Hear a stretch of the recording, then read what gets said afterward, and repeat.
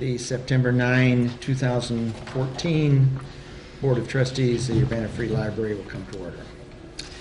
Do we have a motion for the consent agenda? So moved. I'll second it. Is there any discussion? Any questions on the billing? Anna would be the one that would ask, and she's not here. Yeah, Bill does. What was the 22,000 EBSCO? Is that what it was? EBSCO automation? Is that something we do? How often do we do that? That's our magazine bill for the year for all the For the whole magazines year, that the library okay. gets. Yep, and that comes once a year. Is that about what it usually is? Yeah, Okay. of course. Other questions? If not, all those in favor of approving the consent agenda for bills August 13 and 27, say aye. Aye. Opposed, same sign. Approved. Petitions and communications. Any public comment? Scott is here, good. Okay, then we have a presentation by the summer reading program. Who's leading that? Excuse me? You're leading off, Laura? Yes, I am. So we just finished our summer reading program, and Celeste asked if I would give a little preview of our, synopsis, I guess, of what we've done. So we put together a little slideshow for you, and this is the summer reading program for the whole library. Of course, I guess I'm biased, right? I have more information about children's than I do about the rest, but I do have statistics for the other programs. So, I'm not used to using this, so let's see. Button enter. Maybe Kathy will enter. With that catch, you just turn I it just down. enter up you. Whoops. So what? Yeah, there you go. You just tell me when you want We'll to. blow out the lights like we do at the. There you go. For our And then programs. you stay there and we'll do this for you. Okay, great. You just tell me what. Okay. So we had 3 summer reading programs this summer, and we had our very first adult summer reading program, and which was great because when I was out promoting summer reading programs and I would sign up for the kids, I would say, and you can sign up too for the first time, mom or dad or grandma. And so, so that was very nice. I signed up myself. And we had our teen program and also our children's program. So this is the flyer for the teen, and that's for the adult, and this is for the children's. And the children's theme was Pause to Read. Okay. So our first year for the adult summer reading program was called Reading Rewards, and we had 192 participants, and they read for a total of 1,073 books. And once they read 4 books, they could get a free book. So that was good. I thought that was a good showing for the first year. Okay. Our teen program was called Spark a Reaction, and as opposed to reading books, they read pages, and it was from grades 6 to 12, and we had 87 participants, which is very good for a teen reading program, and they read 142,837 pages. And they also got, they got series of books if they read a certain amount. So, which was very nice, and a lot of them came down to the children's department and said, I just got the whole Harry Potter series or the whole Divergent series, so they were excited about that.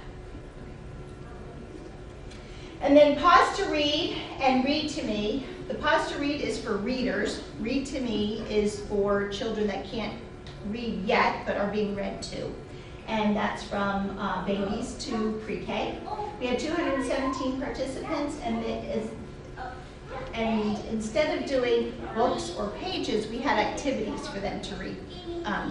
So read outside, read a book about dogs because the program is Pause to Read. Or listen to a book on tape, or listen to our Tumble Books, which is one of the programs that we have online. So they completed 2,592 activities. And Pause to Read is our program from kindergarten to grade 5, and 392 participants read 4,588 books, which comes out to a little over 11 books a person. So, okay. We did a lot of programs this summer, along with our regular programs like Baby's Lap Time and Preschool Reading and Toddler Time. We also did a lot of special programs. we did a total of 117 programs, and we had over 4,100 attendees. Our Frozen program was probably one of the most popular, I have to say. It was, one mother said, I think my child was a little overwhelmed in there, and I was like, I was overwhelmed. It was pretty amazing, so, but it was a lot of fun to hear all those kids singing, Let It Go. Okay.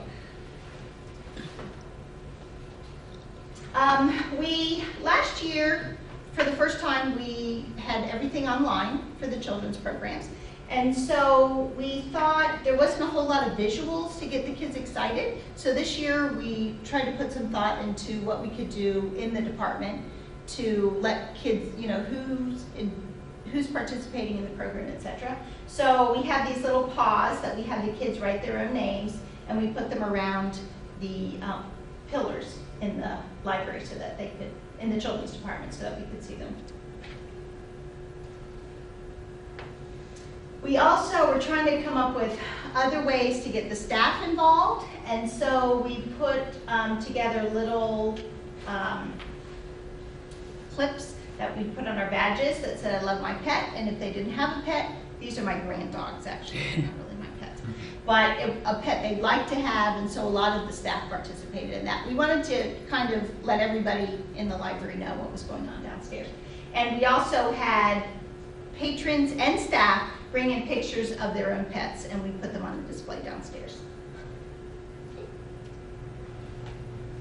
And we had Furball. We fostered Furball from the Humane Society, and this was somebody said this is, I think Celeste, this is his mug shot, one on the right, and we think he's looking a little older now since he spent the summer at the library. And this is a picture of him. You can't see it very well, but in his age. And my husband and I have adopted Furball, so he is living a very fine life in my husband's office. So we didn't want him to go back to the Humane Society. Yeah. We did a few other things in the department to go along with the Pause to Read theme. And one of the things we did was we had stuffed dogs for the kids that they could borrow. And so kids would come into the library, they'd borrow a dog, and they'd go read to it.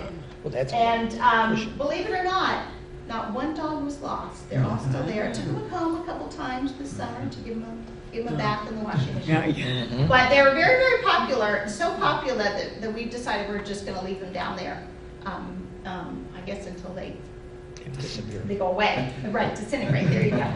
And, but we have one little girl that comes in every day, and she is very adamant about which one she wants and which one she wants her dad to have, and so it's been positive to have those down there. Okay.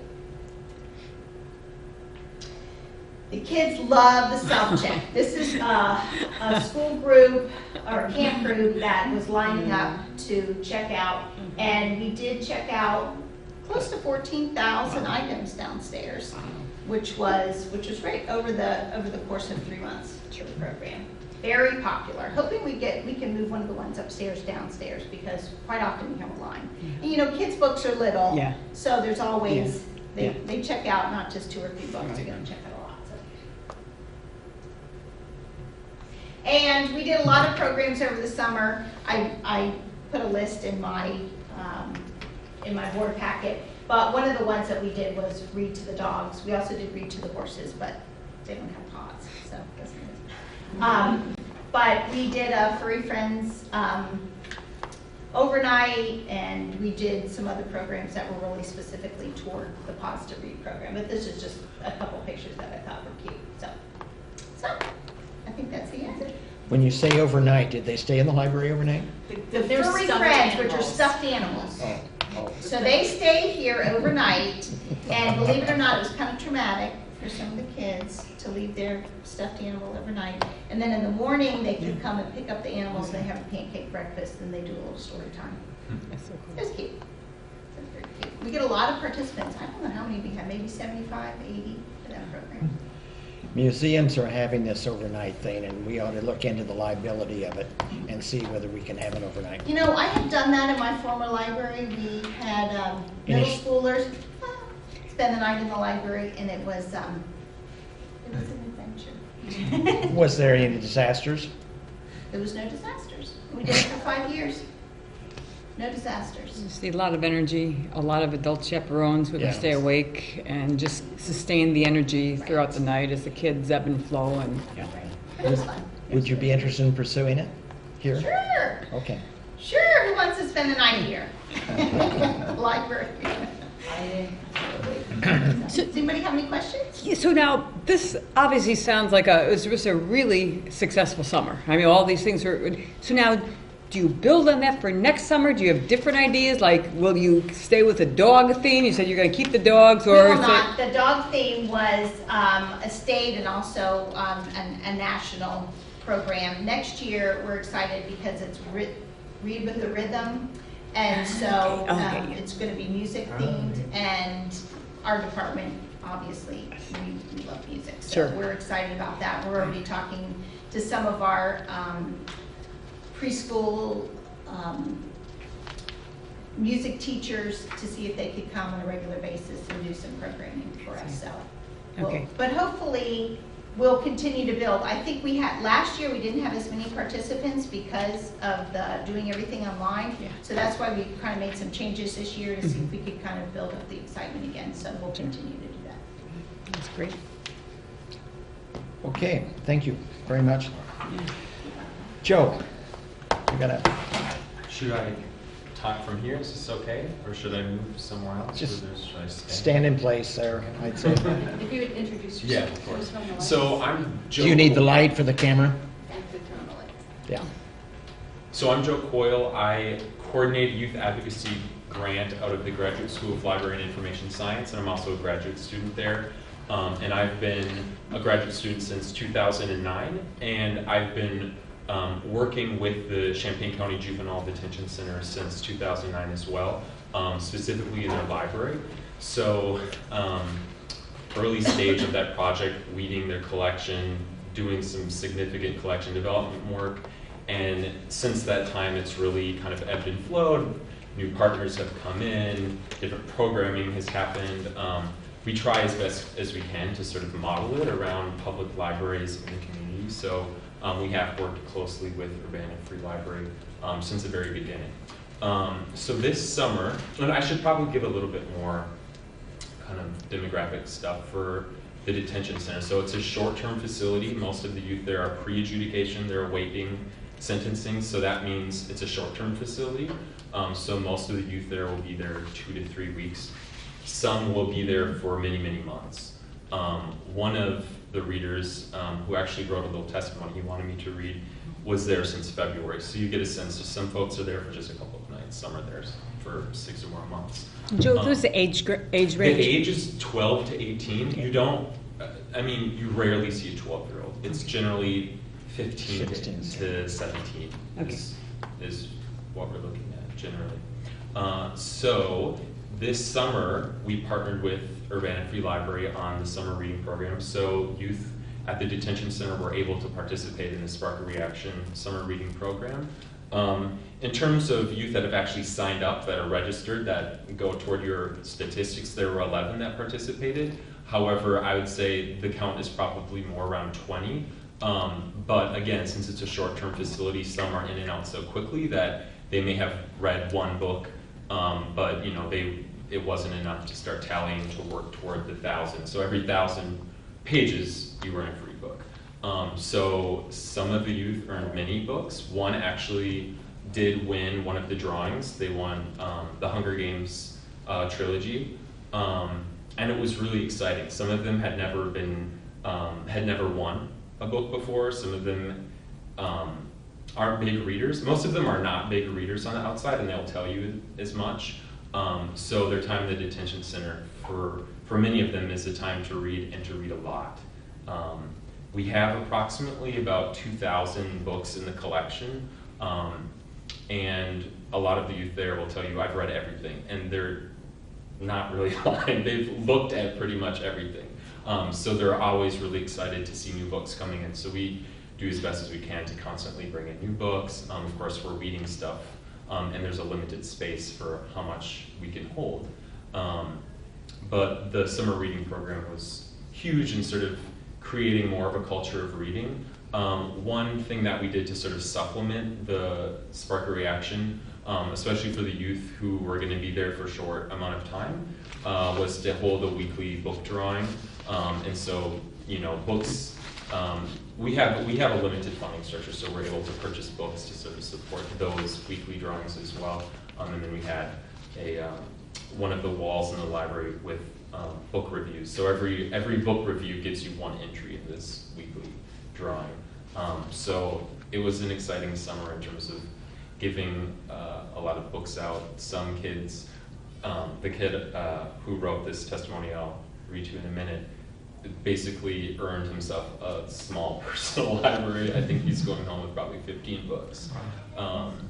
He's reading a lot, writing a lot of book reviews. So I think it was really successful, the partnership, and I'm really excited to maybe think next summer, kind of start thinking through how we might be able to partner again, kind of expanding what that partnership can look like, because it was really successful. And just some other things that I heard from the youth who participated, there was a sense of accomplishment, earning a book after reading 1,000 pages and tracking it and seeing and adding up the totals week by week. I heard from a number of youth that they really feel like they accomplished something. Some youth look at reading as a sort of escape from the monotony of the daily routine there. And also really critical, it provides a connection to the outside world, which a lot of them are really looking for. So to say, yeah, I participated in the summer reading program at Urbana Free Library is huge, especially if you've spent your entire summer in a detention center. You can maintain those sort of social connections and build, literacy skills simultaneously. So I'm all for it, and I hope we do it again next summer. So I'll just quickly read just one testimonial. And every time I go somewhere to speak about the library project at the detention center, I ask you, is there anything you want me to read or any comments you want to make? And so every so often, someone will jump at the opportunity. So this comes from a youth who I think earned 7 books. Actually, he read 7,000 some pages, so 7 books there, and then he also won a series. So just from Urbana Free alone, he earned 10 books. And then he won some of those weekly drawings. So like I said, he's taking a personal library. But he says, thank you for everything and for starting this program with the kids at the JDC. I really think that it was a good idea to put us in the program because to me it will help kids stay out of trouble and have more things to do. When Joe told me about the program, I started to read right away so I can win my own books because I really love to read. Like when I get out of here, I would have books from the Urbana Free Library that I can read instead of going outside with friends and getting into trouble. I thank you very much for putting JDC in the program at your library, and I will continue to read books so I can get more to read when I get out. Thank you. So that's his thing. What's your budget? So the youth advocacy project that I am working with was an IMLS funded project, and we're in our 3rd and final year, and there were sort of mini grants worked into that could support some collection development at the library.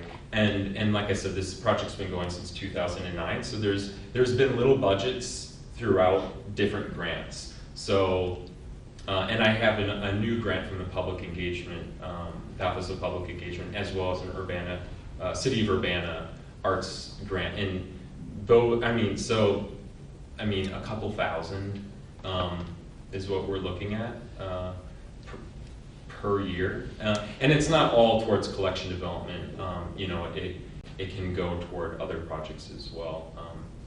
But then there's also, the budget also supports graduate student tuition. So it's sort of, to parse it out in terms of how much we're actually able to use for collections, I'd say, maybe 1,000 a year, but that's not a precise estimate. But that would be something that you would relish, would be additional for the collection, wouldn't you? Yeah, absolutely. And the once I'm gone, there's no guarantee that this will continue. I'm the one providing all the library services there.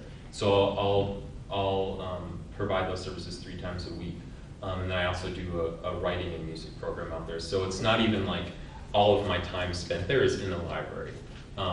And there are other graduate students through GISS that we'll bring in through volunteer practicum work. but it's, you know, it's on an individual interest basis. So if there are no students that jump at that opportunity, there's no one there to help do reader's advisory, collection development, and just daily maintenance. So. Would any of our books remaining from the book sale be? Yeah, you know, earlier on in the project, 2009 through 2011, we worked pretty closely with Urbana Free Library to bring in some weeded books, a lot of encyclopedias, just fiction, series, a lot of stuff.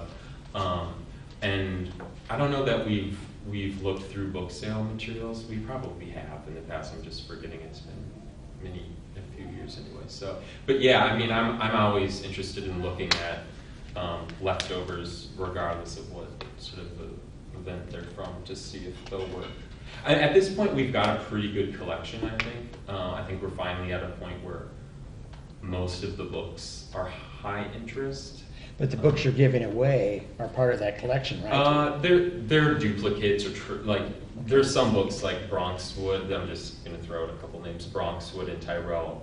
Those by Kobuth are like enormously popular. So we're just constantly buying extras, because the other thing is these books go fast. Like, you know, that book we're replacing every 5 months. So a lot of the collection development is just to buy another Bronxwood copy, just constantly. So, you know, just because of that, we'll have duplicates ready to go. So in some cases, we might just, if it's a book that a youth has really enjoyed, that's, you know, we'll send them home with that book. So. It sounds like you're space constrained as well. Yeah, there is some, but I would say currently, you know, we're not using all the shelves, and that's been an effort to kind of bring books off of those bottom shelves. Okay. But there are space constraints, but we could go more than the 2,000 that we had, 2,500 that we're at, certainly. Has there been any attempt to follow up with the kids, or see if they got a library card after they got out, and if how they've done afterwards? That's recidivism, anything like that? Yeah. Definitely. I think long term, that's really something that I'm interested in investing a lot more time in. It's difficult. Through the writing the music stuff, I'm able to kind of continue working with kids on an individual basis. A lot of them actually will come to the Teen Open Lab. They're really excited because I'm bringing them similar sort of opportunities, but a much scaled down version. And many of them are like thrilled that this exists in the community. Some of them are uncomfortable about coming into this space. Like, Joe, can you come with me? Like, I'm unfamiliar, or they may have had a negative experience here. You know, it really is a range. But in terms of, recidivism stuff, that's, I think in terms of juvenile detention center librarianship, that's always like an interest. Like, what does reading offer? Like, can it be a part of a restorative effort? And it's hard to track.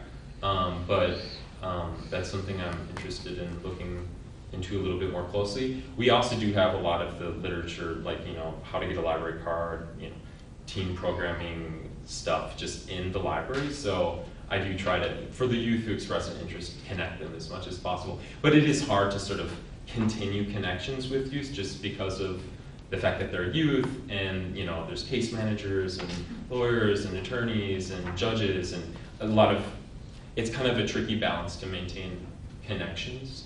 So, but it's something that I think the staff there are supportive of trying to build a little bit more and following youth to see what the impacts might be. That's a long-winded answer.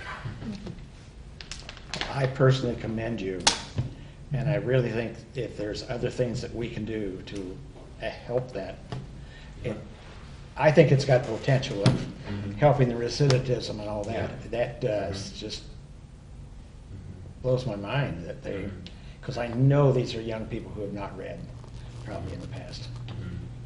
Yeah, I mean, for many of them, they're opening their eyes to a world that they haven't really known, they haven't had access to, or they haven't been interested in. Being in the detention center for all of the sort of like difficulty also does provide that space to really connect with literature, and also just fostering positive relationships with adults, you know, who can sort of make that bridge for them, I think is huge. Are you staying in this community? I don't know what's coming next. I'll be working with Mix It Up is the name of the youth advocacy project. I'll be working with that project through June, and then there's a couple of angles I'm looking at in terms of what comes next. I would really like to stay here. So we're going to try to make it continue. So we'll see. Very good. If I understand this right, your collection is sort of self-contained. Yeah. The books circulate within the detention center, but that's it. They don't leave unless someone expedites. Are there possibilities we could extend to remote checkout privileges? Well, the detention center does have a library card, so they are able to, and I actually check out books frequently, but that's, on my personal card, and that's, that sort of has its own limitations. But I definitely am bringing Urbana Free Library books So into. it's happening. It's happening already, Okay. and on a pretty small scale. But it's usually if a youth is expressing a strong interest for a particular title, and we know that they're going to be in the detention center for a period of time where it makes sense to bring that book, and then when they're done, I'll just take it back. Rather than having it, because the most effective reader's advisory in the detention center happens between youth. So, that's one thing, bringing an Urbana Free book that's really hot, it might start going all over the place, and then we might end up with a damaged book. So that's why we've kind of kept it at a small scale at this point, just to make sure that we're treating those books really well. Do they have access to computers? Limited access. Limited. There have been some really positive directions in terms of supplementing curriculum with they have a smart board in the classroom now, and getting kids, getting kids online, not directly, like they don't have independent browsing time, but they've done things like kind of virtual field trips, and they've been able to talk with an Olympian, having an actual conversation through Skype. So there's definitely access. It's limited, and it's sort of monitored. But this is not through you, this is through the... That's through the school. That's So through the they have a regular school day there, and they do a lot of that work.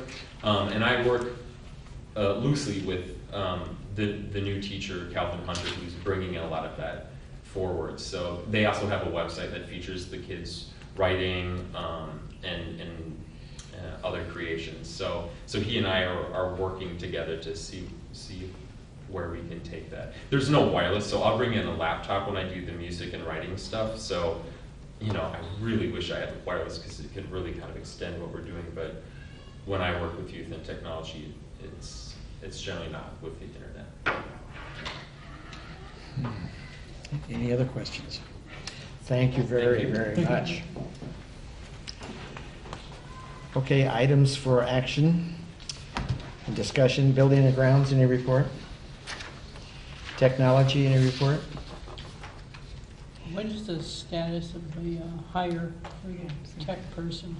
We're getting ready to do interviews. We're right now writing the questions. Okay. Civil Service approved the register last week, and the score, the passing score for the register. So Can you tell us how many people are on the register or not? There are 3 3. that will be interviewed. So when you extended the search, We did get more. you did get more, okay, We because I get did, more. yeah. Yes, and we also, at that time, went ahead and posted it on the Illinois Library Association job line, so That's we good. just figured that was a good Sure. investment. Yeah, To do excellent, something like that. great. Okay, Finance Committee. I think my appointments would be lower under new business, or do you want to handle them here? New business? New business. Yeah. I put them under new business anyway. Okay, policy. We've got in your hands the auditorium use policy. This obviously was needing some update, if nothing more than plurals and singulars. We Anybody? wanted- sorry. Yeah, do you have any questions that you want to ask of Celeste or whoever put it together? Don did a great job on this. We Don wanted to did. bring it forward to you because Champaign Public Library has changed their meeting room use policy, and then they're charging. So we've already seen an uptick in people calling us about reserving rooms here. All right. And since this was factually inaccurate, we'll give it another look over later for any potential policy changes, but it said we had a stage, we don't have a stage. So we wanted to make sure at least the basics were covered appropriately, since we know more eyes are on it at the moment. Do you think that the uptick in requests, can we meet those or not? This room is probably pretty busy and not. Well, we'll see. So far, So far, we've been able to accommodate? Mhm. So we'll see I how think many there are groups. groups that reserve space there weekly, which we can't accommodate. Oh, yeah, yeah. But we could, I mean, we're not saying we're limiting it to one-time use, are we? No, we're not No. planning to one time use. So So the it could policy accommodate But allows. more on a monthly scale. Is it worth, since it's my last meeting, is it worth, I mean, is it to kind of limit is probably not the right word, but in terms of, was Champaign charging for it? Is it a revenue source, or is it? It's a revenue source. I mean, and is that something we should consider here or have considered? I'm not sure how it's been considered over the years. Okay. One thing that I know we do to limit staff costs is we have the patrons set up the room for themselves and take it down. We don't provide staff support. It's pretty much a turnkey service. Okay. So if we were to charge for it, I would expect that there would need to be more service involved with it, like room setup or technology that we don't offer at the moment to justify the cost. And I think in part for Champaign, it's, they do provide those services, so it's cost recovery as well as some profit. Okay. Well, their use is pretty intense too. I know they have some holiday groups from the campus. Right. That meet weekly for 8-week periods and so forth, so. Yeah, I know And they there's, could I mean, pay. it's not just community groups, I think there's a lot of groups that kind of use the Champaign Library as their Business. kind of meeting space, right, yeah, I mean, Right. for other things, but, so I didn't know if that's something, I didn't know about that, and I was, wondering if that's something we should consider, or right now, we're able to not need to change that part of the policy. It's a discussion we could certainly have. I want to make sure we have a place that is free though also, and as I understand, they don't have a free space. Oh, they don't have any in Champaign, I thought it was just the main space there. Charging for everything. They're charging for everything. I see, okay, I thought it was just the big ones, okay. We've got several rooms there. Yeah, why are we just talking about the auditorium, I guess? Do we have other spaces that, do we have a space policy or? That's what we want to take a look at. This is what the policy currently is. It's from 91. And so we will look at all those kinds of things in a future presentation to you, but we wanted to make sure that we were at least factually accurate with how the room is physically laid out. Because that's non-substantive. Right. Something about changing which rooms we address or anything else, how we do the process, that would be more substantive. We require a 2-month window. And this we felt was minor changes. that would So clean up today and come back. Clean up and look today, at it again absolutely in a come back couple to you months or with so. something else. The only part I thought still might be a little out of date is telephone calls and messages. Yeah. People do that. They still get, they have people call the library and expect to be paged. Yes, Okay. yes. Because it says you should arrange not to receive telephone calls. I thought, well, people think they can't use their cell phones here. No, they'll call like, can you see if my mom is in the basement, or All right. whatever the So do case that. is. All right. Yeah. I've been at gas stations. They're using public phone. Yeah. So what are you saying? You want approval on this tonight, or you want to wait? We want it tonight if you feel comfortable giving it Okay. with these non-substantive changes. Okay, do I have a motion to approve the policy as presented at this time? So moved. Second to that. Second. Is there further discussion? All those in favor, please say aye. Aye. Opposed, same sign. Okay, we've got it. The next one is the city officials and employment ethics and policy, political activity ordinance discussion. What's the question? I just wanted to make sure that we brought it up in a public manner, that the library board and the library staff are governed by this ordinance of the city, and the library board and staff are called out specifically. And because we had not listed this on our policy page before, Okay. I wanted to make sure that everyone was aware that this did apply to them, staff as well as board. And so we have asked staff to read it and follow up with their supervisor to indicate that they've read it, so that we'll know, yes, everyone on staff at this moment is aware of it, will follow it, and just making sure that if you had any questions, that you were aware of it too. Maybe you already knew about it, maybe you didn't. I just wanted to make sure that we were all on the same page, that this governs our behavior. Sounds like it's something we all need to read too. Yes. I confess, I have. Yeah, it's pretty similar to what the state has, so anybody Yes. that's worked for the university is probably familiar with it. Yes. Yeah. Has there been any specific questions from staff about it, or confusion or anything? No, I've had no questions. So I think it's been a fairly straightforward thing, but we just want to make sure that everyone is on the same page, that this does apply to us. And if they have questions, they know where to look for guidance, us and the ordinance. But since it's a city ordinance, we don't have to take any action. No, No, this was yeah. strictly awareness. Yeah. And then I pointed out in my director's report other places where ethics are already addressed in policies and such. Mhm. So that you have a kind of a bigger picture of how the board behaves in ethical ways, and the guidelines that have been put in place to help make sure that there's the structure to that, behaving in ethical manners. Checks and Which I like to balances. think we've been doing. I would imagine we're pretty close. Maybe some slip between the crack. Okay, education and training, I don't think we have any item. Does anybody know of anything? No? Reports of liaison groups, friends, well, that was Anna, wasn't it? I was here. Kathy, do you have anything you want to add? No, the Friends discussed post book sale. We're still, the Friends actually went ahead and helped with packing up the leftover books from the book sale this time and sending them off to Better World Books. We weren't able to have volunteers, so the Friends took care of it this time. Good. And we actually packed them all in about 40 minutes. Good. So that was very successful. It was a very small sale, so they really did not have much left over. There also was a discussion about, there was somebody from the Herb Society at the meeting. They are having some difficulty getting some volunteers to help with the grounds. And so they were talking with the Friends to see if the Friends could help secure some volunteers to help them with the grounds around the library.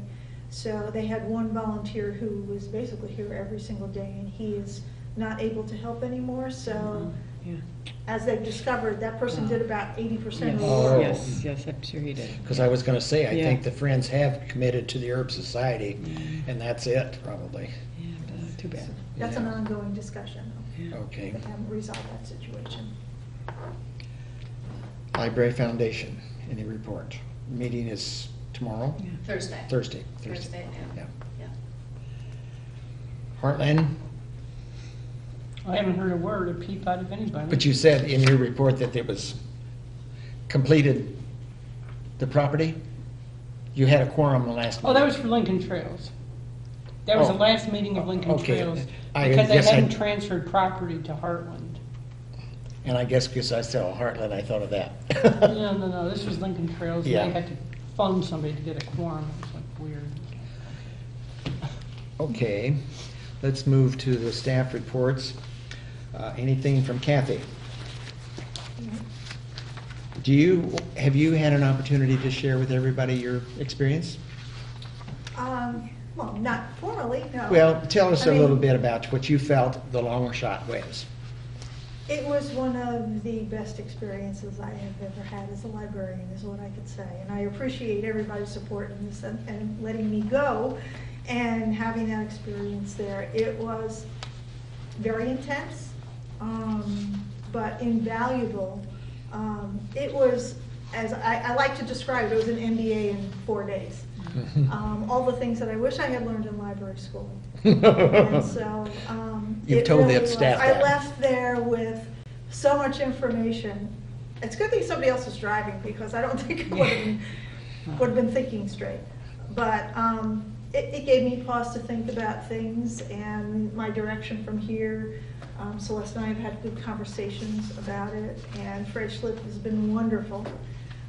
He and I went out to lunch to talk about the experience, and I think I'm already using some of the things that I have learned, and I hope to continue doing that. So.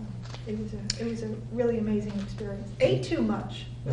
And They you fed had- us well. You had a new project on the board now as a result. You and Celeste are trying to put together some things that you might do as a result, right?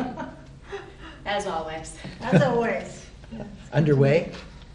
Well, it's a continuing discussion. Okay, okay. I wanted to ask you about this 10 best colleges, towns. Does that do anything for us? Not that it's anything negative, but, There was an article that Kathy sent, I don't know if you all saw that. Yeah, that's cool. Yeah, it was just good publicity. just good Nice. publicity, Just okay. wonderful publicity for us. The fact that they pointed us out. was- Yeah. We were very happy. Yeah. I thought it was very, Yeah, and thanks for alerting us to that. yes, we Yeah. would not have known about it. Laura was the one of your staff, I think. One of my staff's friends Oh. sent it to her, Uh-huh. and she printed it out and gave it to me, and I passed it on, Okay. so. Yeah, no, it's Can we put it on display somewhere? You know, I was like, wow. Well, I put it on the library's Facebook page, Yeah. and Good. I said, thank you, Yes. whatever the name of the magazine was, and they Visibility. quickly said, you're welcome, so. Probably 3 people. Could be. Laura, do we get anything out of some of these opportunities for outreach programs? Can you measure anything? A lot of the outreach programs that we do at the beginning of the year is just is going out to the open houses at the schools. And sometimes when we go with a circulation person, we give out library cards. The ones that we went to mainly in August was just awareness. So we just gave out library information, and can we measure anything? I mean, a lot of the people I knew already. You know, I guess the came- two I had in mind was Orchard Downs, Mhm. because I think of that, and maybe I'm in error, of being international students, pretty much. Absolutely, and we have a lot of those. Do they sign up for people cards there. then as a Oh, result? Yeah, they come, we have a lot of people from Orchard Downs that come to our programs and use the library and have library cards. Okay, and the next one is the teacher orientation. I would think that you'd get all kind of support from that, do You you? know, that was really great. We went with a CERC staff, and we did give out library cards, and we also tried to educate the teachers as to the services that we offer, like gathering teachers' holds and having the kids, and, you know, the services that we offer specifically toward teachers. That was really good, and I think we were only there for an hour and a half, something like that. So let's sign us up for that. But it was good. That was a really good place to be. Because I think this is going to become more and more important to us. That was really good. I just had kind of curiosity, what's the Birth to Six Council? It is a council that's in Champaign County, and it's trying to, you know, make sure that kids are ready to learn when they get into school, and whether that be through learning to read or making sure that their eyes are checked and they have dental care. It's just a big organization that is working toward making sure kids are ready to read. I'm on the literacy co-committee, and we put out the getting ready for kindergarten calendar every year. Okay. And we also, throughout the libraries, we do getting ready for kindergarten program. Okay, now I've heard of that, but I just not familiar with the A umbrella lot of it's organization. kind of, Yes. there's a lot of them that use a lot of acronyms that, you know, it's kind of the medical side or the hearing, the speech, but we are specifically on it to raise awareness for literacy. So those people, let's say the eyes, there are optometrists or something on the committee or on this group? Not necessarily, but there's social workers that social have workers. a group that they work with to make sure that those kids are tested and get the care that they need. Very good. How are students, how are children identified to be part of this? A lot of the schools will identify kids that might need help, and also the parents. So they're already eligible for the early childhood programs, Right. Head Start and so forth, too? Right. Okay. Birth to Six is national, so it's like Head Start is national. Okay, now, yeah, I just. Right, and I was on the Birth to Six Council down in Florida also. Okay. So it's just kind of a natural for, Okay, I think we're just wondering, how does this fit in with all the other services? well, Right, sometimes when they're talking about all of the medical things, I'm like, how do we fit in? But then when we start talking about the calendar and the programs that we do at the library, then it seems to mesh. Adult Services, Mary, anything you want to add? I just wanted to point out that the notary switchover has gone very well with no backlash at all. People are very accepting. In the 2 months it's been in force, we have done over 1,000 notarizations. Wow. Great. So it's been very smooth. Do you have a sense of how many of those have been related to the elections and the petition drives that we've heard Not about? too many at this point. It's amazing. Many of the people I deal with come from Illinois Power, Ameren, which is requiring that people send them notarized copies of photocopies of their driver's license and social security card, which makes me a little uncomfortable. Yeah. And then they turn around and fax it. You know, if there's students at the U of I, the Student Legal Services Program has an entire protocol for dealing with this. They do them by the dozen on a walk-in They're basis. not all students. Well, if they are students, they can go there and they don't have to pay. And we can pass that on to them, but most I mean, you know, of them- if they happen to be students. Yeah. That's Because good they to have know. all the international students are just flooded for days sure. while they come in there and get all these notarizations. But it's also one of those time limit things too. People wait until the last minute. Sure. It's Yeah. like, I have to fax it by 8 PM tonight or my power is shut off type of. Well, they So- tend to do it on the walk-in basis and they That's do the good. faxing for them. Thank you. So, I mean, just if you have run into a student, you might want to mention that. So we I don't will keep, email A you. U of I student, that is. Yeah. we're not keeping any residual copies on a fax machine or something like that. I mean, not intentionally, but sometimes these things just do backups automatically, as we've been reading about. Not on the fax machine. Okay. In your visits to Clark Lindsay, is there ever a $ suggested to? I mean, I look at Clark Lindsay as being a vulnerable, not vulnerable, a wonderful audience for us to service well, because those are the people that have got some resources to be left to wine out the library rather than to their grandchildren. Perhaps Can one we of the rephrase that? reasons No. we've been doing this all these years is we're aware of that. But also, we had a grant 15 years ago when we were doing library technology for seniors, and Clark Lindsay is one of the reasons we set up the delivery to the retirement centers in town. And so it is a good service, and the staff there is aware, and we're building on other programs too. Okay. But we have gotten donations in the past. I know we have. But it's also, I think, good PR for the library, because people share that information. And Joel's actually giving a presentation in conjunction with the Fab Lab or Makerspace about what we have here. And so we're hoping eventually to do some programming geared toward adults with 3D printing, so, and other cool things. Well, and I'd like to say publicly that I regularly get compliments from people in the community talking about the work, particularly that Mary does over there. So you're a great ambassador for us. Anka isn't here, and I did have some questions for Anka, so I guess we'll move on. She's giving a presentation tonight elsewhere, or she would be here. I saw her in that building a little earlier. She must have come by to pick up something. Genealogical Society. I do think, I guess one of my biggest concerns is the things that were donated from the Cunningham, they are still in the archives. Is that, They are in our possession, but they're not physically in the building. They're Next door. almost like secret storage. okay. 'Cause Well, not that's- secret, they're in the vault. Yeah. Because They're in the cloud. that sounds very important, that we do preserve that Yes. connection to. And I guess because I had an individual when we were reading concerned about the, I'll call them quilt books. Did we get a lot of those back that were at one time weeded? We did not get to that area of the collection. Oh, you did not? No, I think we got up to about the 720s. I don't think we got to the craft books. But if we did, the ones that were in good shape, we added back. Okay. Because this person was very concerned at the time, and I couldn't even shed an answer with it.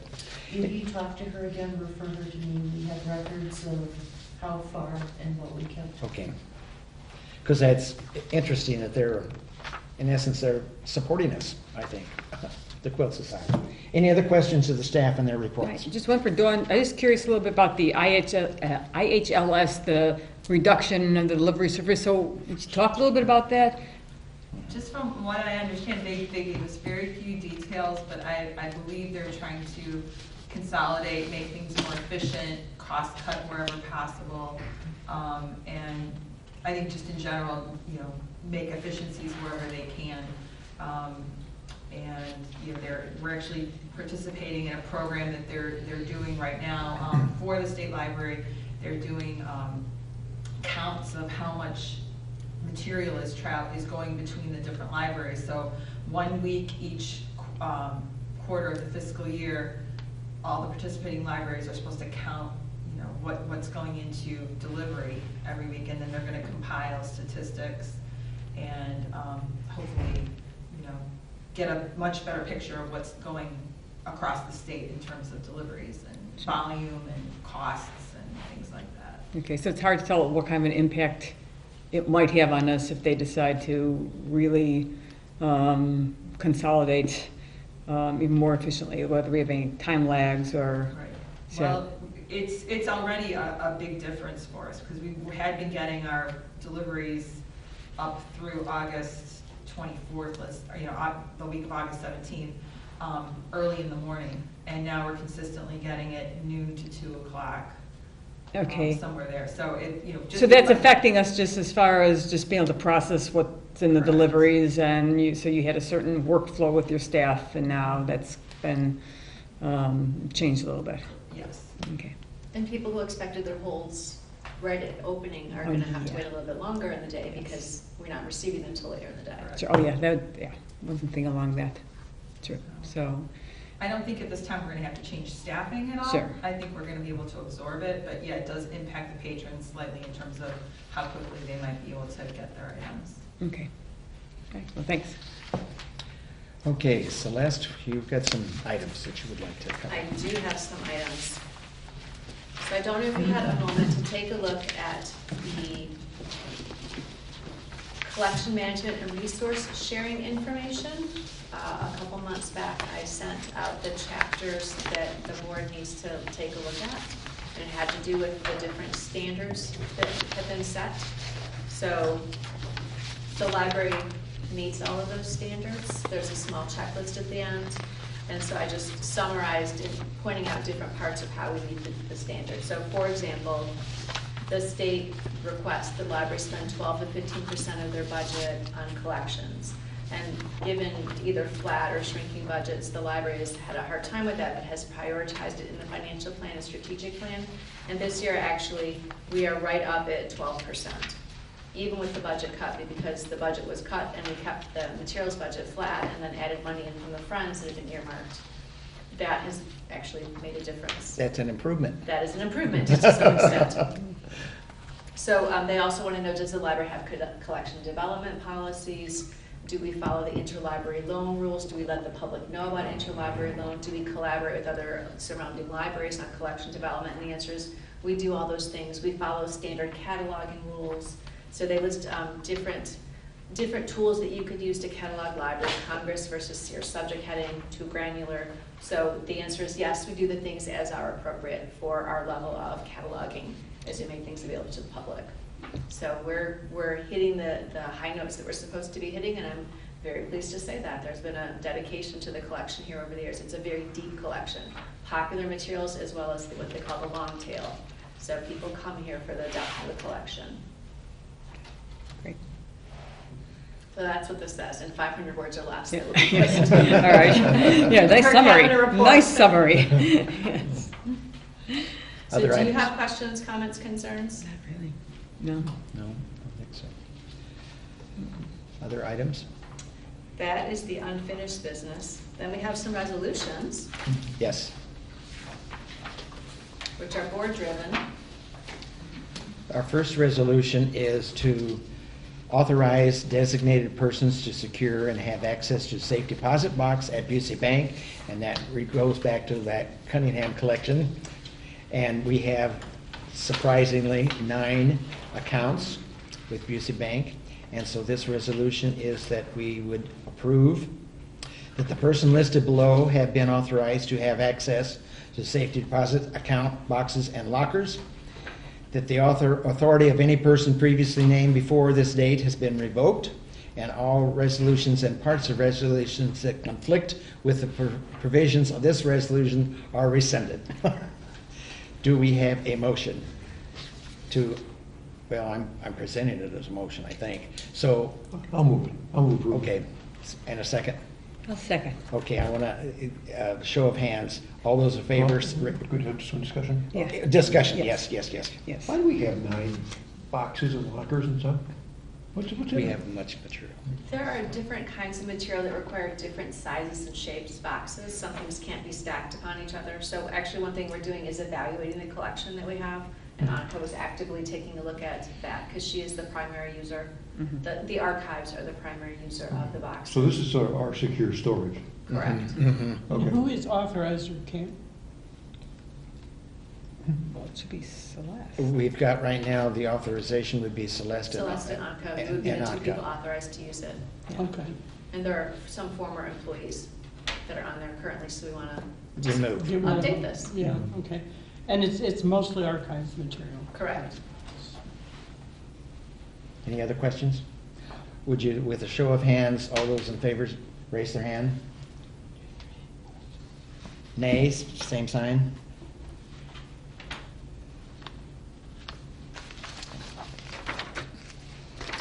The next resolution.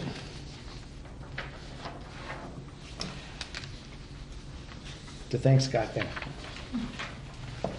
Whereas Scott Bennett has been a trustee of the Urbana Library, the board of the Urbana Free Library since 2010, attending his first meeting on December the 14th, 2010. Whereas during his tenure, the Urbana Free Library has provided greater value to its community in a number of ways, including increasing the number of questions asked, the number of programs provided, the number of persons in the with library cards, installing self-check machines to provide different services options, creating financial strategies and technology plans, increasing hours of the archives, participating in grants which provide great benefit to the community, and I would add great assistance with our hiring and personnel problems.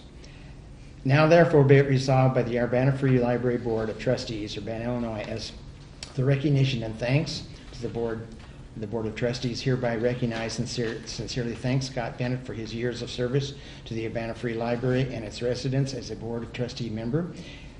That the board hereby directs that a signed copy of this resolution be presented to Mr. Bennett by the chair, and that all resolutions and parts of resolution that conflict with the previous of this resolutions are rescinded. Do we have a motion? How appropriate. That's the last sentence. I laughed at that one. It's great. Do we have a motion for that? So moved. I'll second it. All those in favor, please signify by raising the right hand. Left hand. All those opposed, same sign. Very nice. Thank you. I enjoyed my time on the board. Thank you. I take no credit for any of the accomplishments that Well, I've done. whereas that happened during your tenure, so. You know, if numbers are going down, you can give blame. That's right. Take the credit. Okay, unfinished business, we've done. No, One more thing. one more thing in the per capita grant. Yes. This is the financial, lost an agenda. What kind of action do we have to have? Just that we approve of the per capita grant? This is the different thing. This was in my director's report. Part of the per capita grant requires that the board members each analyze the budget, determining whether revenue and expenditures are sufficient, given the community scan, and our community scan had been the strategic plan. You all, since April, have looked at this year's budget a number of times, I think 4 times. So there's March, there's April, there was June. There may be one other July also. So just publicly, we need to state that you have indeed analyzed the budget, and if there are concerns or questions that you have that you would like me to address in our per capita report in 500 words or less, then I would ask for your input now. Can you just say we need more? Sure. Yes. We need more. That's less than 5.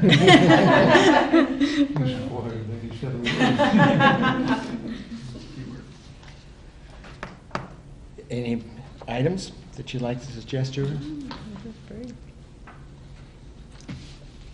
If not, I guess we have a motion to approve that request from Celeste, right? I didn't even need an approval, I just needed a discussion. Just discussion, okay. Now, one of the things that we've talked about is because of our policies might create conflict with our budgetary process. Celeste and Mark and I met, and we talked about having a ad hoc, because we have committees of the whole that meet. We think that this would be one that we need an ad hoc committee for a definite period of time. But I don't remember what we decided the time limit was. Do you remember? About a year. A year, until July 1, let's say. Is that good enough? As long as everyone's comfortable with that defined period of time, to look at the budget and finances as we work through our first budget cycle together with the first audit, with the new auditors, et cetera. So Well, and there's two possible areas. One is budget and finance, including analyzing current expenses, current income. Can we increase the income? Can we reduce expenses? Another is to, as we did tonight with our auditorium policy, which was last approved in 1991, we have a backlog of policies to go through. Oh, yeah. And another possibility is to have an ad hoc committee to focus on policy revisions too. Okay, at this time, I think we'll look at the budgetary implications, because it would be the first thing that would come forth, would you not? We could have policy and finance. 2 committees? Because I've only asked 2 people to serve on this, and they've both agreed. So at this time, I would like to appoint one of those committees. Okay. And which one should it be? Beth and Mark? Well, I think we should probably look at finance. I like the finance, definitely. Yeah. Finance always takes Okay. priority for right now. Not to say if there's other interest in doing a policy review. Okay, that we- Yeah. the finance committee then. And those 2 people have agreed to serve on, and I'll sit in when I can, and it will probably be meeting with the 2 of you, probably. There's 3 of you you're gonna run into. You can't. Yeah, Yeah. so You it's can only just come the in two. as a Yeah. There sub. only can be 2 Yeah, of you. because this is just ad hoc.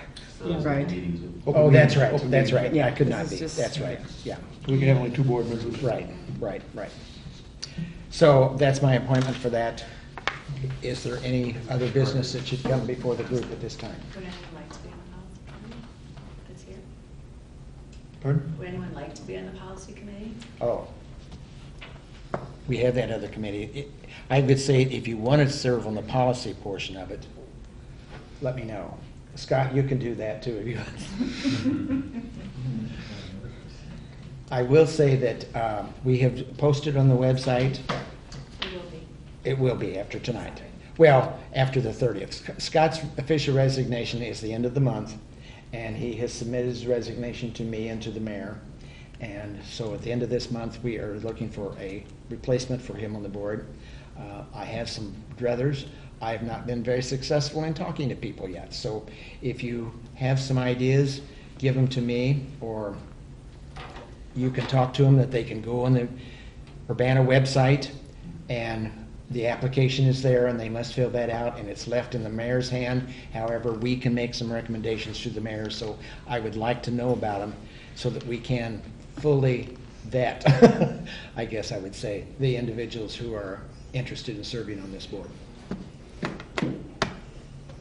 Any questions along those lines? If you got any ideas, please come forth.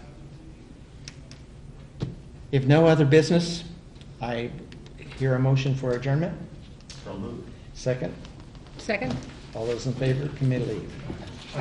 Just get a walk out. Yeah, right.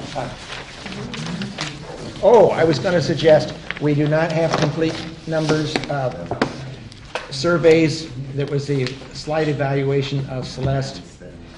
We have a couple directors that have not returned them, and a couple staff members, department heads. So please return them tomorrow. Thank you.